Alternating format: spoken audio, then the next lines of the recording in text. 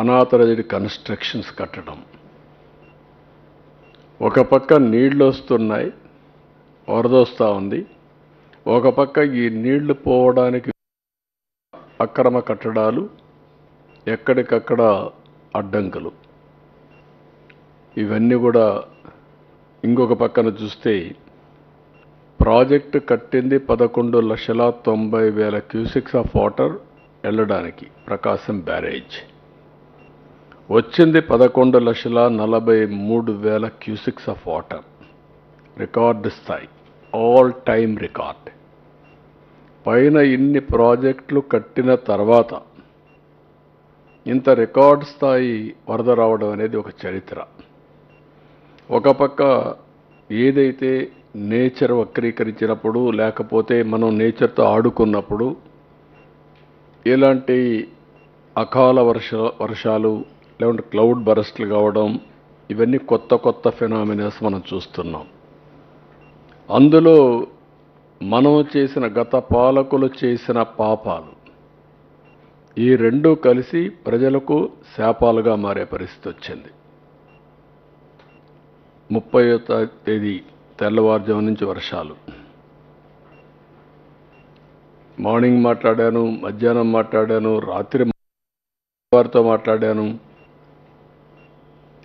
అంతా కూడా సవ్యంగా ఉందనుకున్నాం. ఆల్ ఆఫ్ ఎ సడన్ సిటీలోకి నీళ్ళు వచ్చాయి. అక్కడికే వెళ్ళాను. అక్కడి నుంచి చూసిన తర్వాత ఇంకా సమస్య తీవ్రత నాకు అర్థమై ఇక్కడి నుంచి కదలడం కరెక్ట్ కాదని ఇక్కడే కలెక్టరేట్లోనే మకాం పెట్టాను. ఇక్కడే నైట్ హాల్ట్ పెట్టుకున్నాను. ఆ సీరియస్నెస్ రాకపోతే ఈ సమస్య పరిష్కారం కాదని నేను ఆలోచించాను. ఒక విధంగా చెప్పాలంటే చాలా బాధపడ్డాం. మామూలు కష్టం కాదు. ఒక ముఖ్యమంత్రిగా అడిగితే ఇవ్వలేని పరిస్థితి. అది కూడా పిల్లలకు వాళ్ళు అడిగిన కోరిక కూడా ఏం పెద్ద కోరిక కాదు. 3 రోజుల నుంచి మా పిల్లలు మంచినీళ్ళు అడుగుతున్నారు, మేము వాళ్ళకి మంచినీళ్ళు ఇవ్వలేకపోతున్నాం, మీరు నీళ్లు పంపిస్తారా? ఆ నీళ్లు పంపించడానికి కూడా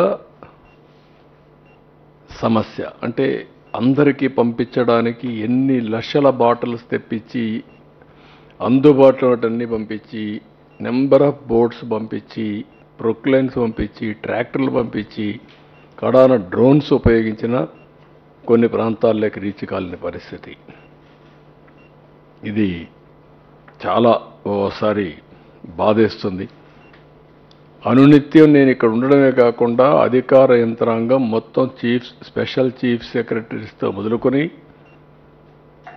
చీఫ్ సెక్రటరీ మొదలుకొని టాప్ పీపుల్ అందరినీ, సీనియర్ ఆఫీసర్స్ని ఒక వార్డుకు పెట్టి, జూనియర్ ఆఫీసర్స్ అందరినీ, ఐఏఎస్ అందరినీ ఒక్కొక్క సచివాలయానికి పెట్టి టోటల్గా మానిటర్ చేశాం. ఒక పక్క ఇక్కడ మానిటర్ చేశాం, ఒక పక్క అనిత గారు డిజాస్టర్ మినిస్టర్ ఉంటే రాష్ట్రం అంతా మానిటర్ చేయమని ఆవిడ్ని ఎస్డిఆర్ఎఫ్లో పెట్టాం. ఇక్కడ అక్కడ చూస్తూ వారు ముందుకు పోయే పరిస్థితి వచ్చింది.